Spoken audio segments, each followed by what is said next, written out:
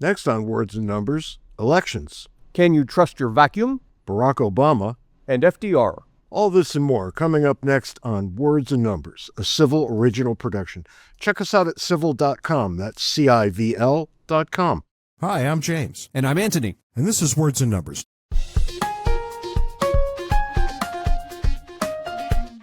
Ant, what's new and exciting in your world this week? Well, I think in a first, one of our listeners gets back-to-back mentions. This is, again, Signa DeWind, who sent me something. This is wonderful. She's like a clipping service. She just keeps sending me interesting things. I still don't get anything from Signa, so there you go. She doesn't like you. That's understandable. Mm-hmm. Let me just read you the opening sentence here.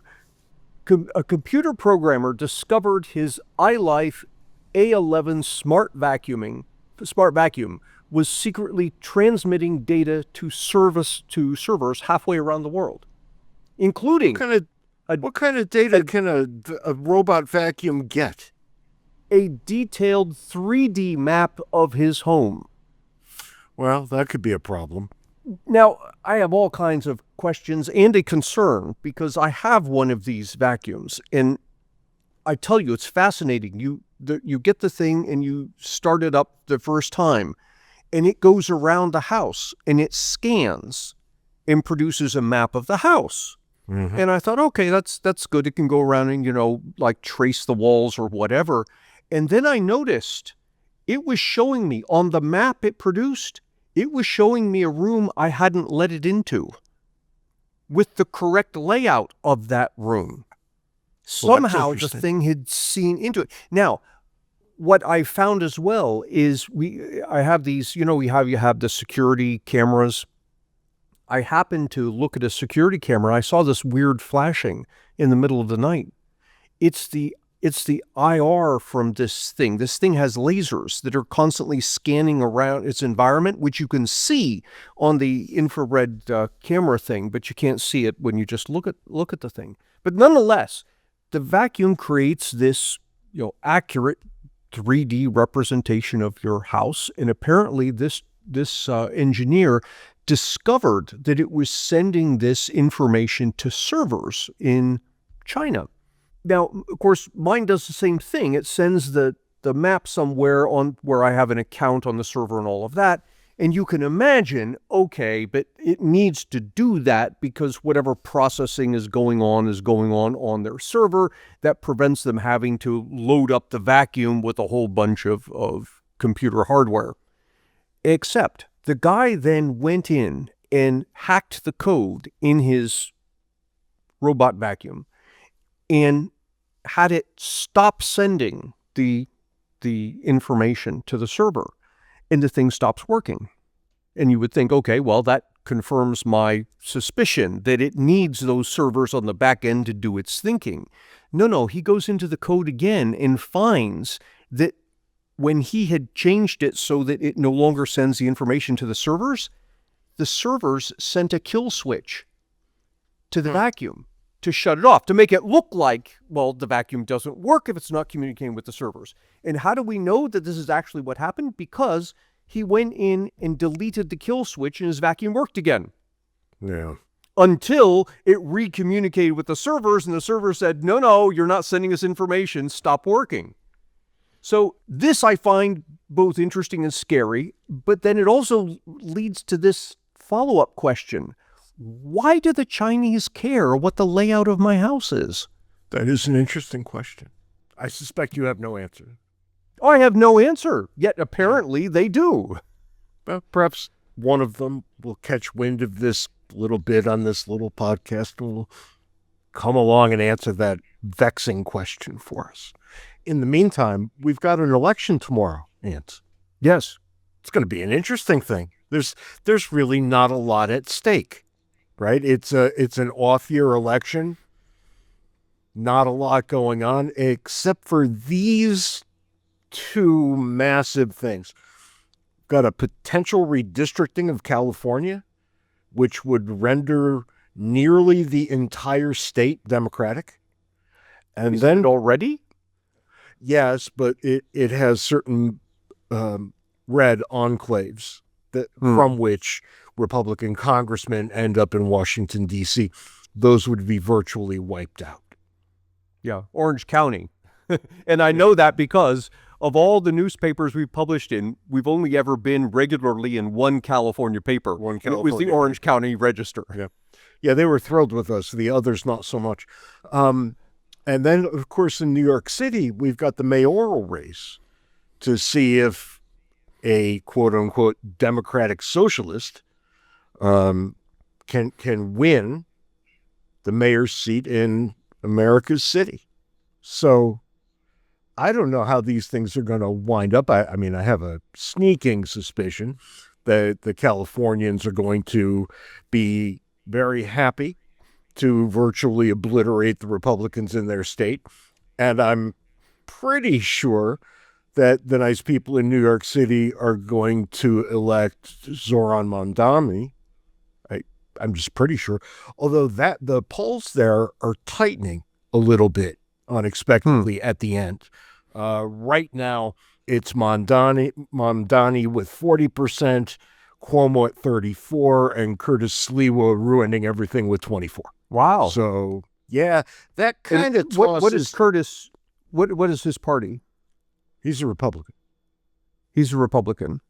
Yeah, you might remember him as the founder of the Guardian Angels. Oh, really? Wow. Remember those red beret weirdos that would go on the subway and stop people from robbing other people? He was there from way back. Mm-hmm. Yep. Yeah, when we were just young kids. But see, so Sliwa is still around, and Republicans don't particularly do well in New York City, although there are outliers, Giuliani, for example. Yeah, but there's this weird thing that I've been noticing since President Trump's first election, and that is that it seems to be the case that people who intend to vote Republican, regardless of what party they are, people who tend to want to vote Republican also tend not to like to answer the polls. It seems that ever since Trump's election the first time, it's been a surprise when a Republican has won. Well, I don't want to get too deep into the weeds here, but I blame the pollsters a lot more than I blame Trump. Their biases showed through in the way they were constructing their polls. And then it happened again the second time Trump ran. They learned nothing. So I'm not willing. The time that people were unwilling to tell the truth in a telephone poll was when they were supporting David Duke for various things. Right. People knew enough to be ashamed of wanting to vote for a Klansman for anything. But Duke's numbers in the elections were always way higher than they were in the polls. And that's telling. Anyway, we're going to get into that kind of thinking on our next episode, so stay tuned for that. But for now, I mean, I don't think that you could legitimately call these two elections a referendum on Trump in any way. Well, right. In any way is probably too strong. But I do think you're seeing a bit of a reaction to Trump. And I don't think these two things are going to go well for Republicans, or in the case of New York City Republicans, or the independent candidate, Andrew Cuomo. I can't see a way Mamdani doesn't walk away with this in the end in New York. And I think the redistricting in California is very, very likely to happen, which will set off a sequence of chain events that we will sit back and wonder about for quite some time. But that, of course, brings us to the foolishness of the week. And given the intro, you already know who it is. So no point in asking, unless you're so old and feeble of mind that you've already forgotten. Well, you talked about Mondani and the socialist. So you are... That's the most You are feeble of mind. You don't remember. I literally told you who it was going to be, and you don't remember. And this is a good one, I think, because I've been getting so much hate mail for being out of the tank for Donald J. Trump that for all of you people out there who send me the hate mail, I enjoy most of it. And get ready to give your fingers a rest for a week, because the foolishness of the week is Barack Hussein Obama. And I haven't said that for a long time, and it feels really good to say it, because he is a foolish, foolish man. And at this point, I think it's fair to call him a race hustler. And that's a phrase that I've used before, and nobody seems to be too irked when I do, so I'm going to use it again with Barack Obama, because you might recall, Ant, Barack Obama getting all up in the business of black men in the last election, the last presidential election, saying that they owed it to their race or something to get out and vote for Kamala Harris. Do you remember when he was doing this? I don't recall that, but I'm not I wouldn't say that he didn't either. The headline from NPR, Obama, in blunt terms, tells black men to get over their reluctance to support Harris. Turns out that didn't work so well. But, I mean, really, what in God's green earth is wrong with him to turn it into a racial thing? Right. Fast forward to, today. And now Barack Obama is stumping for Virginia's white governor. Yes, Winsome, whose name it's nice you live in Virginia, so you're right up on top of this. Winsome Sears, yeah. There you go.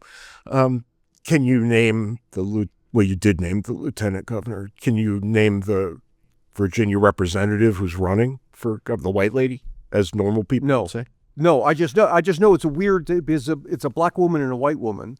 And the black woman's Republican, the white woman is Democrat. Breaking all conventions. The white lady is named Abigail Spanberger. And she's, neither one of these women is going to be invited to a Mensa meeting anytime soon. These are very weak candidates, and the state of Virginia is going to be stuck with a lousy governor either way. It's almost certain that the white woman Spanberger is going to win. But and why do I keep saying white woman? Because Barack Obama is stumping for her. Now all of a sudden, he wants black people to vote for the white person. But at the presidential election, black people owed it to vote for Kamala Harris. So race matters, but only if it moves in accordance with the politics. That's right. Only when Barack Obama says so. Mm-hmm. And what could be more foolish than that? I think we have a lot of normal people in the United States who, as I do, notice a very profound difference between black people and white people. It's obvious. And we also notice differences between all kinds of subgroups of all kinds of other people. Right? We have Indians living here, and I often refer to myself as Irish Italian. You're some kind of crackpot mix of English and the Middle East, right? This kind of nonsense. And for all of the differences that we have, I think they're fascinating. I think they're often funny. What do I not think they are? Definitive of our character. Race is not destiny. Race is just part of the color palette. In the end, it's no big deal. But when people say, oh, I don't even see race, they're lying. Of course you do. People are what they are, and they stand right in front of you. Or blind people might not see race, but you know what? They can hear it because it's obvious. Now, when Barack Obama pulls this crap, I can tell you that he's a race hustler. He uses his race when it suits him and ignores it when it doesn't. Well, now I don't take him seriously. Not that I ever did all that much, but I really don't take him seriously now. And I encourage everybody else to equally not take him seriously. But he's a smart man. Oh, yeah. Yeah. I'm just trying to get my head around what went through his head, knowing that someone was going to say exactly what you just said. Yeah, I don't know. It's sad.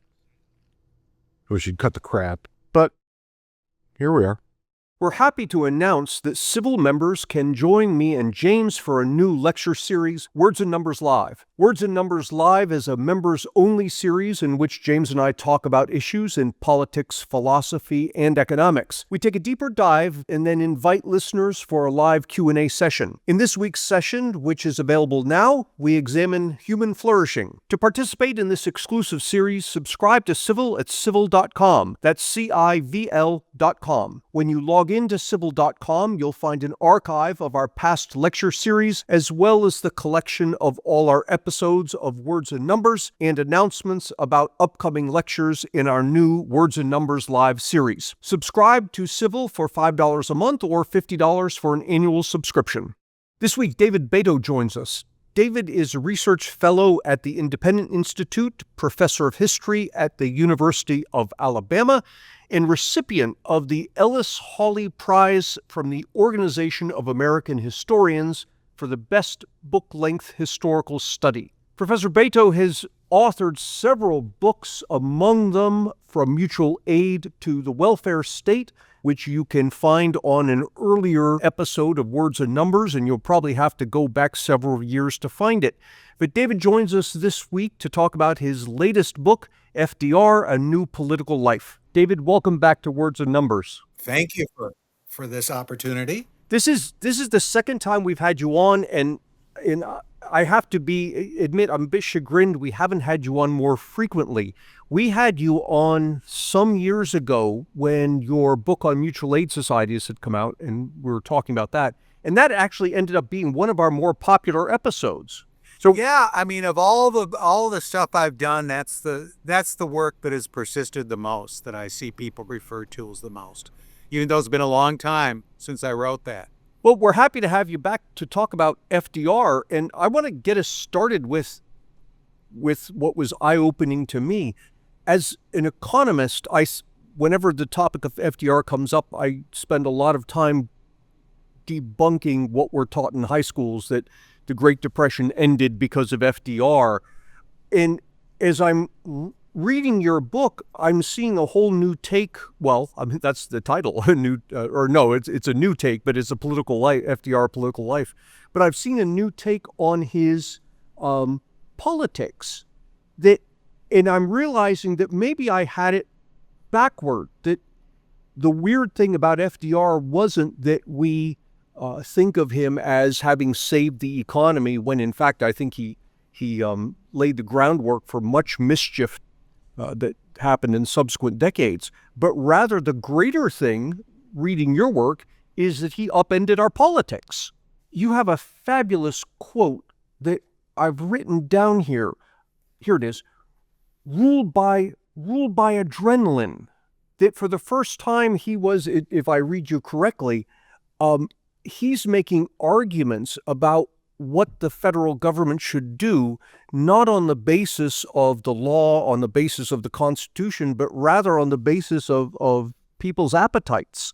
Yeah, FDR is, I think it's fair to say that FDR has an ideological agenda. Sometimes he is portrayed as this pragmatist. People will give the quotation, well, I just try whatever works, right? I'll try something else if this doesn't work, and so forth. But I think FDR is very much influenced by progressivism. He comes out of that background, and he's very much taking the perspective that the focus should be on the ends, not the means, right? If you've got a goal, go for it. Don't worry about procedures. Don't worry about these sort of musty constitutional requirements. And if there's a consistent thread to FDR, that would be it. And, that's his attitude towards civil liberties, as people close to him commented on. He didn't like this criticism. He didn't like this anti-war talk. He wanted it stopped. We see that in one of the leading scandals in FDR's life, although it's now forgotten, the Newport sex scandal. This whole idea of you've got an issue, you've got a problem you've got to deal with, don't worry so much about the procedures. And so I think that is a consistent theme for FDR. And again, he is a progressive. He believes He's sort of anti-business in a certain sense. He comes at it from a kind of aristocratic standpoint. I sort of call him, kind of the Thurston Howell the Third of American presidents in many ways. He comes at it from a sort of that sort of paternalistic perspective, right? That he's sort of like looking out for his tenants in a way, and the government is a tool that he's going to use to accomplish this goal. You said something, actually, you said a number of things that had me drawing parallels between what you're describing and what we're seeing now. But the one that just slapped me was that he treated dissent as heresy. Yes, very much so. FDR was very intolerant of dissent. Give you a little bit of an example. This is a consistent thread. He was Assistant Secretary of the Navy during World War I, and which is not a very tolerant period in a lot of ways. Woodrow Wilson did not run a very pro-civil liberties administration. But if anything, FDR was more intolerant of criticism than Wilson was. There was an interesting example where this guy he was kind of I guess you'd sort of say a little bit of a gadfly, and this newspaper publisher, and he sort of implied that there was something funny about the fact that FDR was in his 30s, but yet was not in uniform, right? And people would naturally draw comparisons to his cousin, Teddy, who went into uniform very quickly once the Spanish-American War began. And FDR's response to this was, he wrote to the federal district attorney in Atlanta, and he said, you need to prosecute this guy. He needs to be put behind bars. And, the assistant attorney, district attorney, wrote him back and said, I'm sorry, we just don't have a case. We don't have a case against this person. But it was just because the person had sort of implied that there was something funny about the fact that FDR was not in uniform. And so he is very touchy about criticism. But he's different from Trump in some interesting ways. FDR would never call a news conference and attack that reporter, right? He would never say, we need to get the FCC and force this person off the air. FDR was very much the master of handling things like that from behind the scenes, right? Going through, as they say in The Godfather, buffers, finding people to intercede. And that's, for example, how by 1938 there was not a single FDR, anti-New Deal radio commentator left on the major networks, even though the print press was primarily hostile to FDR. Radio was very much in his corner, and that was partly because he was able to get these commentators off the air through behind-the-scenes quiet methods, subterfuge. One of them was a guy named Bo Carter, one of the more popular radio commentators at the time, and FDR had contacts among Democratic donors who were sponsors, like Marjorie Merriweather Post, the original owner of Mar-a-Lago. He had the IRS investigate Carter's taxes. He had the immigration department investigate him. He moved on multiple fronts, but he never said it publicly. He said it privately. We're looking at this guy's background. We're trying to get him off the air. So it was quite of interest. In fact, in public, he said things like, well, I have better things to do than worry about someone like that. David, if you could take a minute and help us think through this. I typically date the advent of progressivism with the publication of The Promise of American Life in 1909. There are other things you could use, but I think that zip code is about right, which would put FDR as generationally the first fully mature progressive that we see in the presidency. What has it meant? What has his legacy meant in that respect moving forward? okay, well, you've got to understand FDR is not a particularly deep thinker. I wouldn't say he's particularly original thinker. He doesn't read a lot of books. People comment on this. So Raymond Moley, one of his advisors, said he didn't know of any books that FDR ever read. I think he read things like, detective novels. He was very fascinated by spy novels and so forth.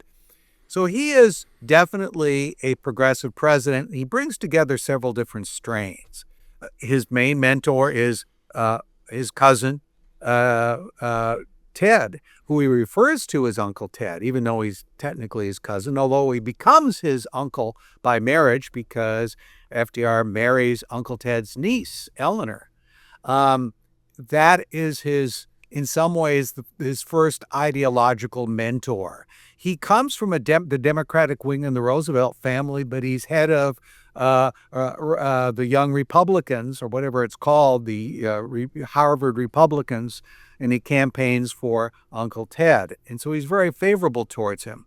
Then later, he is an early supporter of Woodrow Wilson. And so he brings together these two different strains of, I guess you'd say, progressivism, and combines it into one new package. And what is distinctive about that package? Well, there's some things he does borrow from Wilson. There's a lot of flowery rhetoric about democracy and human rights, which is sort of ironic given his own behavior. But there's a kind of ruthlessness attached to it, a kind of cynicism. And I guess you could say, like Uncle Ted, a big focus on let's get the job done, right? Let's not worry so much about these things that are holding us back, like legal precedents and that kind of thing. Did he really believe in central planning, or did he simply see that as a means to an end? It was a means to acquire power, to achieve his New Deal as a political revolution. I think his ideological default would be in favor of a heavy dose of centralized governmental planning, right? He's not a communist. I don't even know if I'd call him a socialist, but he does. But he is responsible for the National Recovery Administration, which is really one of the first examples in peacetime, well, the most extensive example in peacetime of an attempt to plan the economy, right? What the goal of the National Recovery Administration is to impose minimum wages across the board, minimum prices. People went to jail for charging too little to press a suit. So he's very fascinated by that agency. A lot of people have turned against it by 1934, but Roosevelt is very much, he wants to keep it going. After the NRA is struck down by the U.S. Supreme Court, he even writes to his Secretary of the Treasury, Morgenthau, that idea was a good idea. We need to bring it back, maybe in international form. So I guess I would call that economic planning. But again, Roosevelt is a pragmatist as well. He'll back off if he has to. And we see examples of this repeatedly. Like probably the most leftist vice president in American history is Henry Wallace. Roosevelt likes Wallace. I think he would prefer that Wallace continue to be his vice president. But he was also told by leading advisors that Wallace was a drag on the ticket. So he let him go. So I think he is ideologically on the left, but again, he is a very pragmatic person as well, in the sense that politically, if something's going to be cost him, he will back off. It's interesting hearing you describe him like that, because when I think about the presidents of my lifetime, as opposed to presidents broadly, it sounds like you're most describing somebody like Bill Clinton. Yeah, I think that's a fair comparison. A certain degree of triangulation, I guess you'd call it. Like, for example, in 1940, Roosevelt, appointed two Republicans to his cabinet. And he sort of, the Republican candidate, Wilkie, was right from the beginning fighting a kind of uphill battle because Roosevelt, right before the Republican convention, announced that he was appointing 2 Republicans to cabinet positions, one Secretary of War and one of them Secretary of Navy. So there is a certain triangulation. We could also look back to 1932.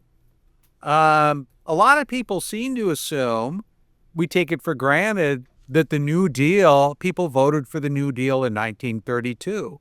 Well, if you look at what Roosevelt was saying during that campaign, some of his speeches, one of the earliest ones memorialized on audio, he sounds almost like Ronald Reagan.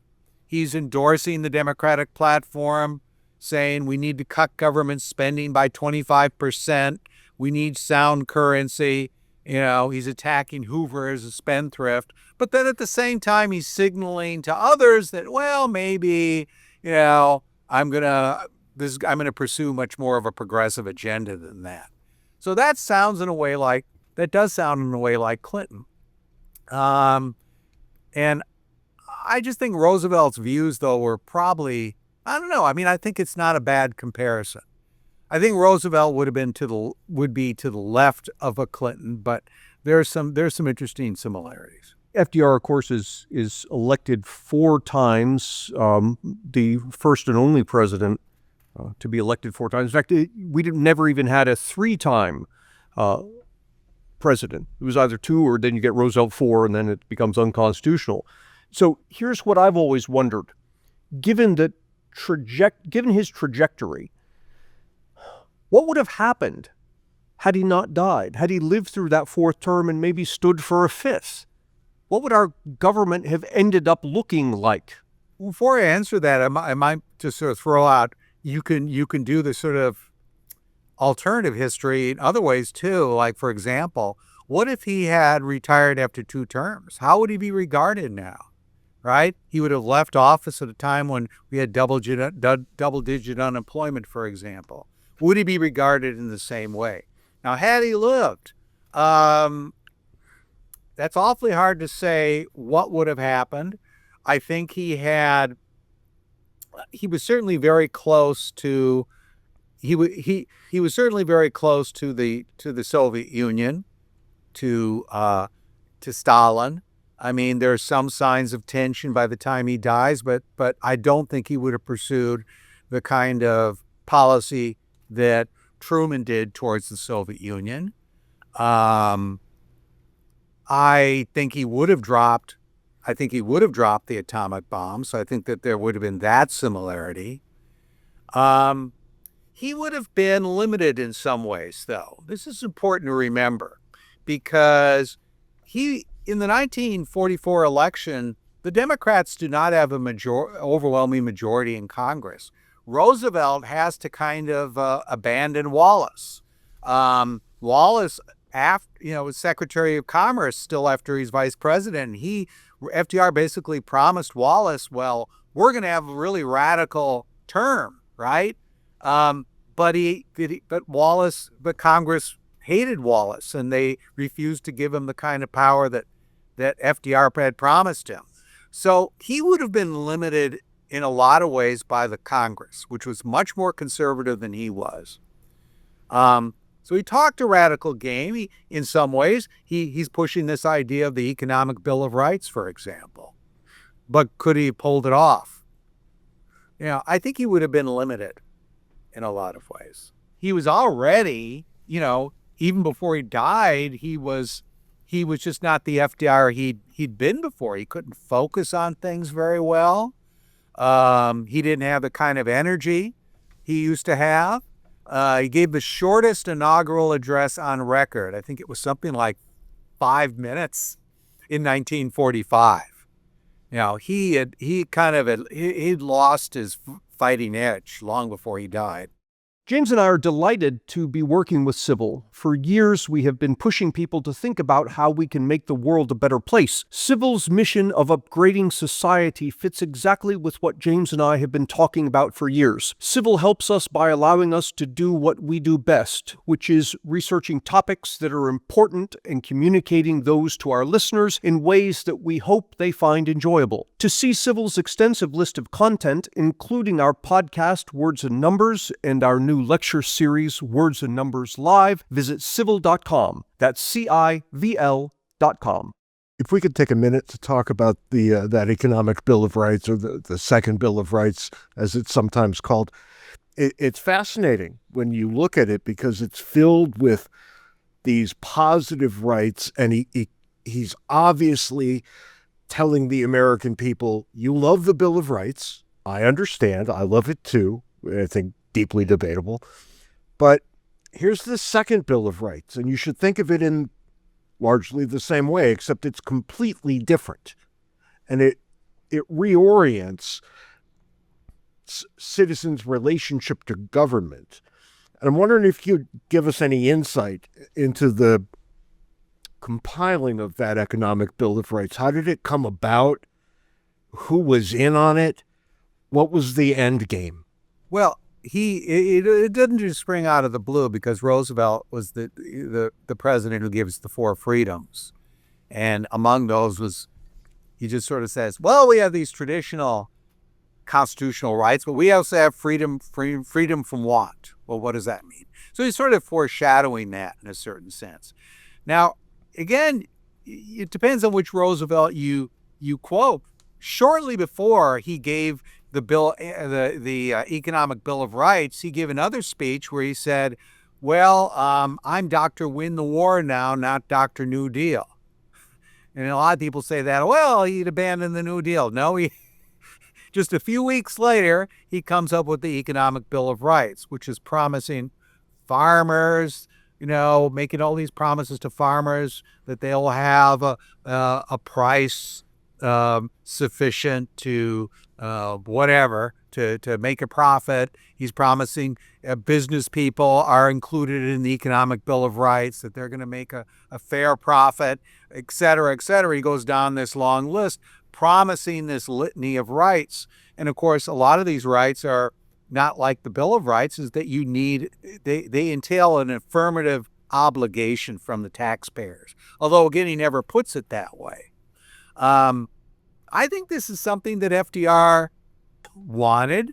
I think it fits with things he'd said earlier, like the four freedoms. It's an expansion of that. It's where he's coming from ideologically.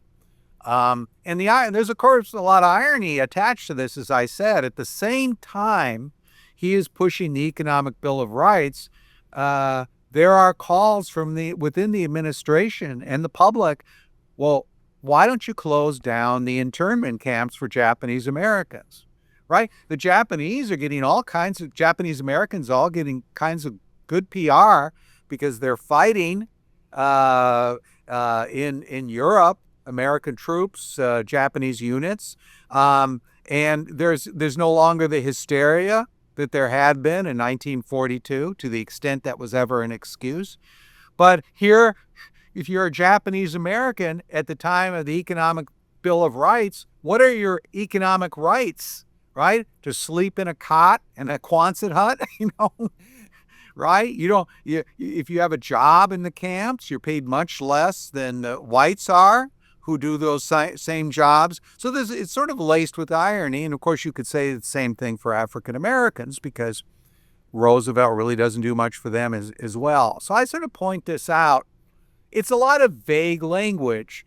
He would have had to have gotten congressional backing for this. That might have been a challenge for him. But it's vague. What does this mean exactly? How do you accomplish it? He just sort of throws it out there. You have these rights. Well, how do you guarantee these rights? We can guarantee freedom of speech. We can guarantee freedom of assembly. We can guarantee the Second Amendment, right? All of those are negative rights. He's introducing all these positive rights. That means that somehow you're going to have to find the resources, but it's all very vague on that issue.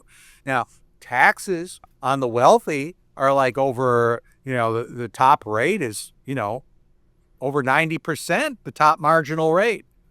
Congress, even Congress is saying, well, we can't do any more than this. This is we've done about all we can to squeeze money out of the taxpayers. And of course, at that time, the war is ending. People are sick and tired of the wartime controls. He would have had that. He would have had to have deal with that as well, I think. So he's making a lot of promises. He's putting down an ideological marker, but actually getting this implemented would have been a challenge. Because what would it have meant? It's the natural question to ask in terms of details. We had a couple of years ago, a friend of ours, Steve Horwitz, on to talk about the economics at the time of FDR. And one of the things that he pointed out was that the Depression ended pretty much everywhere else on the planet within months or a year. Only in the U.S. did it persist for 10 years. Did people notice? Did Americans not say at the time? Because this would have been relatively early in FDR's 4 terms. Did people not notice and say, look, what are you doing to our economy? Nobody else has this problem, but we do? People noticed, people pointed it out, but FDR has a lot of luck, right? Things sort of break his way at crucial points. And I think that he's created the modern welfare state. And there is a kind of dependency that has occurred there. And he uses that quite effectively. He also uses money quite effectively, the money from the welfare state. We have the beginning of what some people have called the political economic cycle. And that is, during off years, government spending would often decline, would often slacken. But during election years, FDR would ramp up the spending. But he did it in a very interesting way. He made effective use of polling. So, for example, he hired the very best pollsters, and they would say to him, basically, look, Mr. President, this is a swing state. At the time, New Jersey was a swing state. Sink money in here. Sink money into these counties. We can defeat this congressperson, right, if we sink enough money into this particular area. So there's an interesting situation where areas that FDR had locked down, like the South, got starved of money. They did not get this kind of money because they were safe. Areas that were Republican, reliably Republican, they wouldn't necessarily get the money, but a lot of money was put into places like Pennsylvania and not Tennessee. Pennsylvania was one. New Jersey was one. These swing states. So that was a big part of it. But FDR he had tremendous charisma, and I think that this is very important in his success. He would attack opponents, but he would do it in this kind of way that you almost liked being attacked by him, right? There was just nobody like him quite. But it's an interesting question as to how he's able to succeed. But I think he's just a master at manipulating the levers of political power, right? The levers of patronage. And again, attached to that is incredible charisma. I'm wondering what your broad take on it is when we situate Roosevelt into the history of the presidency. Clearly, he's a bit of a turning point, and things are never going to be the same again. So how does he ripple? How does his influence ripple forward through the presidencies of both parties? Well, FDR is the surveillance state really begins under FDR, and this is a tool that's been used by every president since then.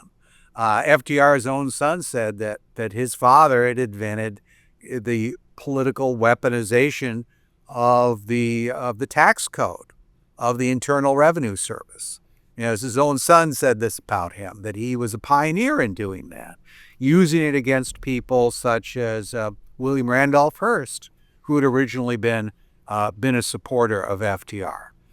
People like Huey Long and other critics of the administration. Politicized investigations that we would associate, I guess, with certain administrations, right? Congressional investigations. FDR is very effective at doing that kind of thing as well. We have a congressional committee called the Black Committee, which is calling in political opponents, reading their private communications, auditing their taxes, raking them over the coals, basically. So the surveillance state is an example of that. The weaponization of the federal bureaucracy, is an example of that. Manipulation of the press is quite effective in that. So I think you could say that there's a lot of things that you see occur in various administrations after World War II in those areas. I'm listening to you say this, David, and I'm wondering, do I find it comforting or disturbing that so many of the things that we see going on today apparently aren't new at all? I think it's comforting in the case of Donald Trump, that Donald Trump, as I said before, uses such a blunt edge, right? He goes after Jimmy Kimmel. He threatens with the FCC, and what happens? Kimmel stays on the air, right? Roosevelt would have laughed at that amateur, right? So I think in some sense, Trump is a guy that he shows you your hand, and Roosevelt didn't really show you your hand. So I'd be comforted by that in some ways. One thing that I see that is positive during this period, and maybe we're getting a comeback of this, I don't know, is you have a lot of people that oppose Roosevelt's excesses on both the right and the left. Because I say you have a kind of right-left pro-civil liberties coalition. And during World War II, Roosevelt wanted to do a lot more than he was able to do. He wanted to prosecute leading newspaper publishers, big metropolitan newspapers like the Chicago Tribune. He wanted to go after them. He wanted to intern Japanese Americans in Hawaii. He wanted to send them to one of the smaller islands. But he gets pushback from, I guess you'd say in a certain sense, a deep state pushback from some of his advisors who drag their feet, who try to slow him down. And he's not able to get a lot of the things that he wanted. So he has constraints. Because there is a kind of civil liberties consciousness that has grown up. Came out of World War I. A lot of people were very upset about that experience, but also prohibition. All the rights that were violated to enforce prohibition. And so those things come together where a lot of young lawyers in the Justice Department have certain civil liberties consciousness. And they're going to drag their feet, they're going to push back, and they do. Even Roosevelt's own attorney general pushes back, who would oppose Japanese internment. He ended up going along with it, but he has an effect. And J. Edgar Hoover is also against Japanese internment, for example. So a lot of these excesses, there are brakes put on Roosevelt. There are not the similar brakes put on Wilson before that. Maybe this is a good place to throw out the last question. We are a day, by the time this episode comes out, hours away from the Supreme Court hearing the case on tariffs, the argument being that the president has misused emergency powers, that is, using emergency powers in a situation that is not an emergency. And here, in your book, you describe Roosevelt as doing the same thing. And unless I'm misremembering, it went to some level of court, where the court had to now deal with this question of when does an emergency stop?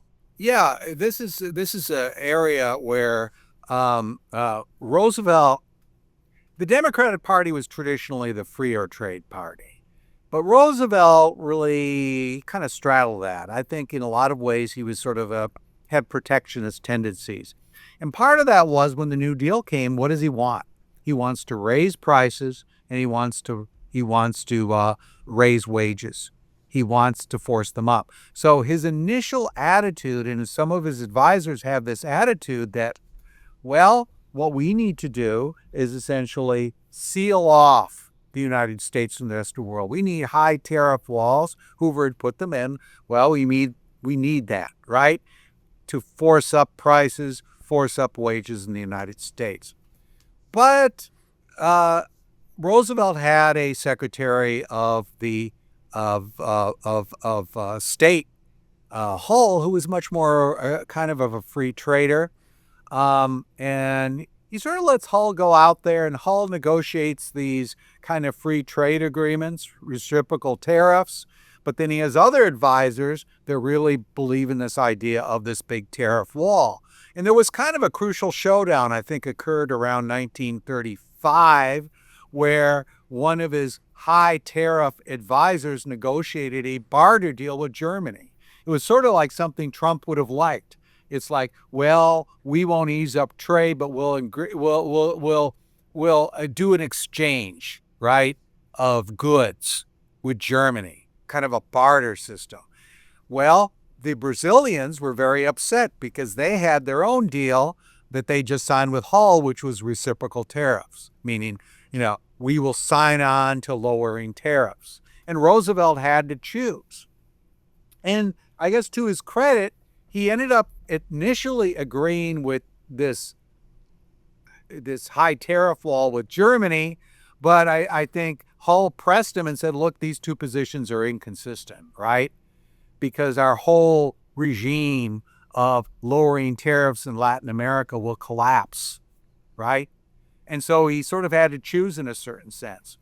But so in that sense, I think Roosevelt ended up eventually going in a more lower tariff direction. But in the meantime, he'd done a lot of damage because during a crucial time, 1933, 1934, 1935, he had pursued protectionist policies. And that was at precisely the time that Hitler's coming to power, the international economy is collapsing, but he is pursuing these high tariff policies initially. Roosevelt, though, liked this legislation that he got, reciprocal trade legislation, because you could use that to raise tariffs or you could use it to lower them. And ultimately, he agrees with Hull and they move away from protectionism. But initially, that is his bias. And I think he does that through necessity to a great extent because the international economy is still in terrible shape and it needs some sort of revival. Hitler is waging economic warfare. So he gets a little bit more pragmatic on that issue eventually. David, if you would, tell our audience the name of your book once more and where they might get it. Well, it's called FDR, A New Political Life, and you can get it on Amazon. It's published by Karis Books, and it's affordable. So I think this is a full-scale biography of FDR. I've done some other work before that, but this looks at foreign policy. It looks at his political rise. It looks at his economic policy. And it looks at a lot of issues that maybe people haven't heard of before, such as a very famous sex scandal involving attempts to go after same-sex marriage in the Navy that almost brings down his career. David, this has been great. Thank you for joining us again, and let's not make it 4 years before we have you a third time. Yeah, we'll see you sooner this time. All right, good. I'll count on that then. Thank you very much. Thank you, David. At Words and Numbers, we spend a lot of time talking about what's going on in the economy and government, but fundamentally, all of this boils down to one thing. The greatest threat facing modern society is a lack of respect. That people who disagree somehow find it difficult, if not impossible, to discuss their differences in a civil manner is at the core of our problem. We at Civil are interested in upgrading civilization by encouraging people to engage with new ideas and ultimately engage civilly with each other. If you share this idea, please join us by subscribing at civil.com. That's CIVL.com.